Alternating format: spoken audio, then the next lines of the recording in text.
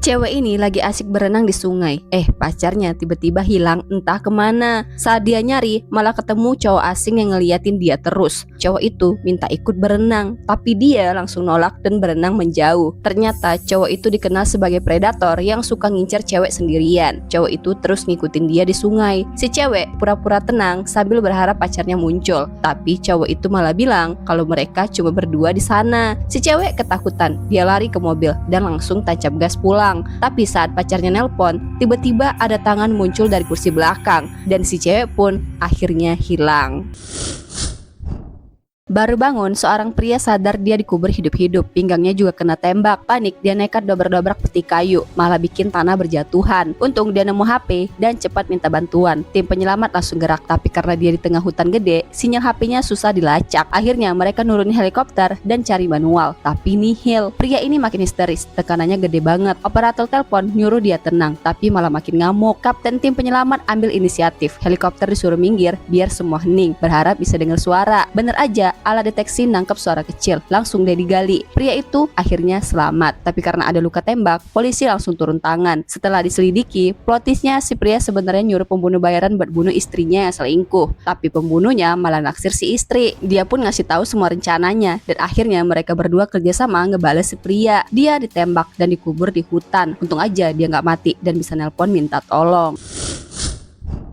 Polisi cewek ini ditarik lantai meleleh secepat kilat. Lantainya berubah kayak air, tapi hidup. Kakinya langsung dilahap. Beberapa detik kemudian, dia udah lenyap di telan tanah. Yang tersisa cuma senter, dan wallpaper berubah jadi kayak kulit dia. Dua orang ini datang tapi telat. Belum sempat apa-apa, pintu langsung nutup sendiri. Gagangnya ikut ketarik, jadi gambar dua dimensi. Bahkan meja dan kursi juga ikut gepeng kayak karton. Mereka panik dan lari naik ke ayunan, goyang sekenceng-kencengnya, terus loncat. Untungnya itu yang nyelamatin mereka. Mereka lanjut ke bawah jembatan dan nemu gambar orang-orang di tembok. Kata cowok ini, gambar di tembok itu adalah korban-korban yang ditelan makhluk dua dimensi. Bukan sekedar gambar, tapi emang mereka yang udah berubah wujud. Baru aja mau evakuasi warga, bayangan-bayangan di dinding tiba-tiba bergerak.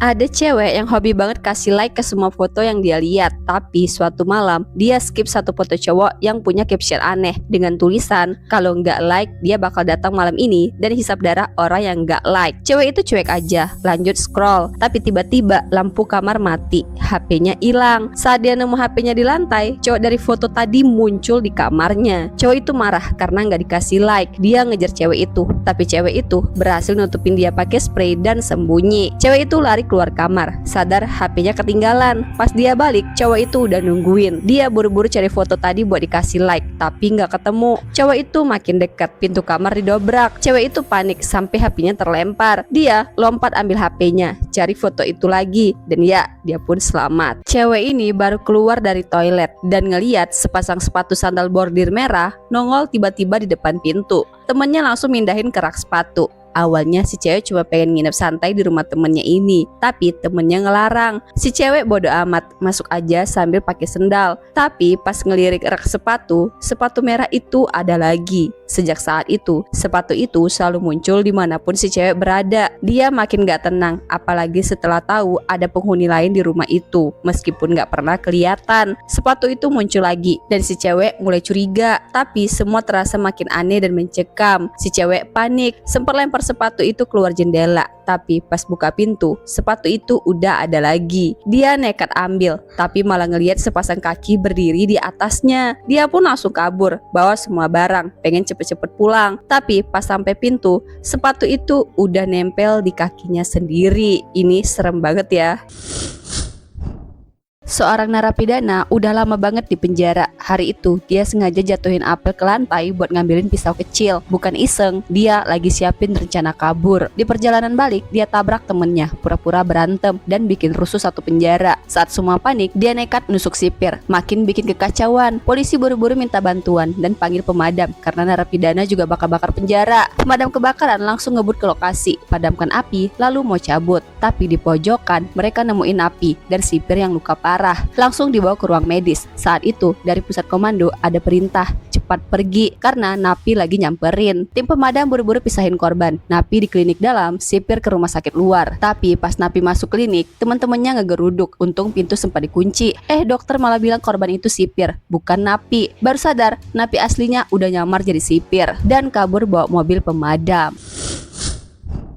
Ledakan gede baru aja ngehantam rumah sakit pas bayi-bayi baru lahir. Api langsung melahap ruang bayi. Petugas damkar buru-buru datang, tapi api kegedean. Mereka cuma bisa pakai tangga buat nyelamatin bayi satu-satu. Semua udah lega. Tiba-tiba ada seorang bapak lari bilang anaknya yang baru lahir sama kakaknya umur 10 tahun masih kejebak di dalam. Pas dicek, lokasi bayi pas di pusat ledakan. Peluang selamat kecil banget. Gak lama pusat laporan nerima telepon. Si kakak yang umur 10 tahun nelpon, bilang dia sama adiknya kejebak dan ruangan udah dipenuhi asap. Petugas kasih instruksi buat tahan asap pakai handuk basah sambil nunggu tim damkar. Damkar buru-buru cari kamar yang dikasih tahu. Baru mau dekat, ledakan gede hancurin semua ruangan. Semua pada nangis, kirain anak-anak itu udah dilahap api. Tapi tiba-tiba telepon masuk lagi. Ternyata si kakak masih hidup dan bilang dia ada di kamar 318. Padahal 318 barusan hancur. Pas diperhatiin, ternyata dia salah lihat dari pantulan kaca. Harusnya kamar 813. Gak pakai lama, damkar langsung panjat ke lantai 8.